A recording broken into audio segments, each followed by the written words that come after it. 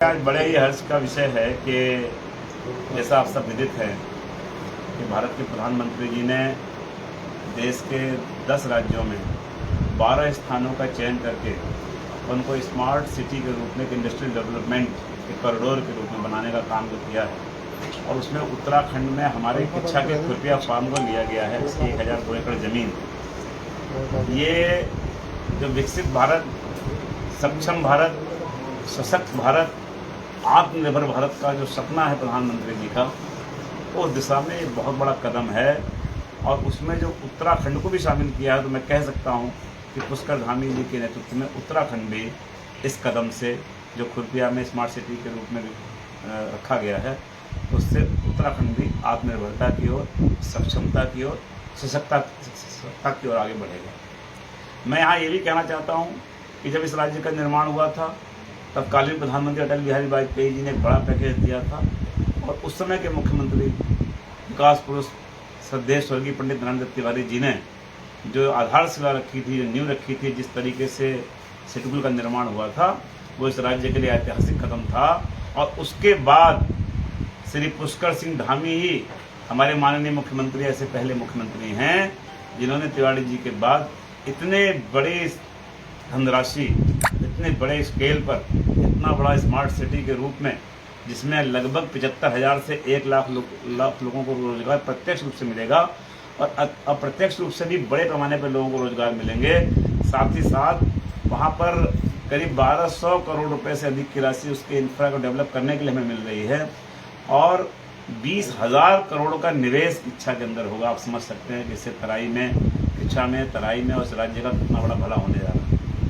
मैं ये भी कहना चाहता हूँ कि किच्छा जो हमारी सबसे प्राचीन और सबसे ऐतिहासिक नगर रहा है, तराई की राजधानी ही किच्छा होना चाहिए था, लेकिन पिछली सरकारों के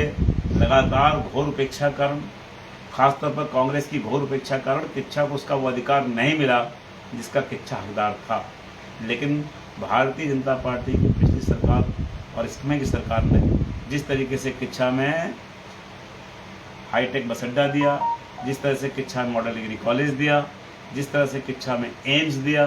नगर पालिकाएँ दी, तमाम डिविजन्स बिजली विभाग का तमाम यहाँ नए खोले, जिम कोर्ट खोली, म्यूनसिपल कोर्ट खोली और अब उन्होंने इंटरनेशनल एयरपोर्ट की सौगात देने के साथ साथ अब जो ये स्मार्ट सिटी किच्छा को दी है, स्मार्ट सिटी के रूप में औद्योगिक नगर बनाने का जो काम किया है, मैं कह सकता हूँ कि किच्छा को उसका हक अब मिलने जा रहा है। किच्छा तराई का सबसे बड़ा महानगर बनेगा और उत्तराखंड किच्छा के साथ ही विकसित करेगा। इसके लिए मैं पुष्कर धामी जी का अभिनंदन करता हूँ,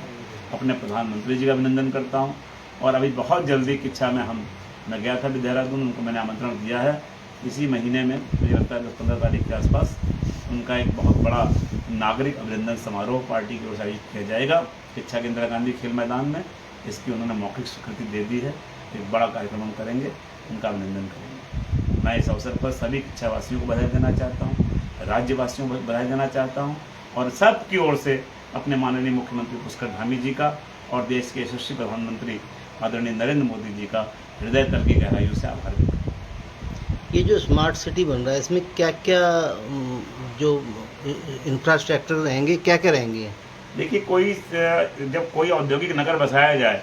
और उसको एक प्लान्ड वे में बसाया जाए, स्मार्ट वे में बसाया जाए, जो आज की आधुनिक चीज़ों से लैस हो और साथ इसकी कनेक्टिविटी हर तरह से हम जोड़ें। एयरपोर्ट से आपने देखा होगा, उसको दिल्ली का जो इंदिरा गांधी एयरपोर्ट है, चाहे देहरादून का इंटरनेशनल एयरपोर्ट है या हमारे उत्तराखंड का एयरपोर्ट है, उससे उसको कनेक्ट करने की बात हुई है। 2-2 बंदरगाहों से, गुजरात और महाराष्ट्र के बंदरगाहों से भी उस कॉरिडोर कनेक्ट किया जा रहा है। साथ ही साथ रेलवे से उसे कनेक्ट किया जा रहा है, हाईवे से कनेक्ट किया जा रहा है। तो इस तरीके से देश के अलग अलग क्षेत्रों के 12 बड़े महानगरों को एक महानगर के रूप में इंडस्ट्रियल एरिया को विकसित करके और उसका इंफ्रा, उसकी बढ़िया हाईटेक सड़कें, हाईटेक टेक्नोलॉजी, हर तरह की सुविधा एक ही उसके जो कहते हैं ना, एक ही एकल खिड़की सिस्टम जो कहते हैं, एक ही जगह आपको हर चीज़ मिल जाए। इस तरीके की जो सुविधा यहाँ विकसित होगी, उससे ये एक सुंदर शहर के रूप में विकसित होगा। सब कुछ प्लान्ड वे में होगा, क्योंकि हम नया शहर बसा रहे हैं। तो कोई जैसे कई बार इंडस्ट्री बस जाती है, पता चलता है कि ड्रेनेज की समस्या आ रही है, पता चलता है पानी नहीं निकल पा रहा है, पता चलता है सड़कें गड़बड़ हो रही हैं, या उसका जो लोड आया एकदम शहर के ऊपर, शहर को वैसे विकसित नहीं कर पाए कि उतने लोड को सह पाए। तो जो हम एक प्लान वे में कोई नई सिटी बसाते हैं, तो हम इन बातों के मन में एक प्लान बनाते हैं कि अगर इतने हज़ार लोग आ गए, इतने परिवार आ गए, इतने उद्योग आ गए, तो उनका लोड हमारा शहर कैसे ले सके, उसलिए शहर को भी इसी तरीके से विकसित किया जाएगा। इससे किच्छा एक नए रूप में सामने आएगी।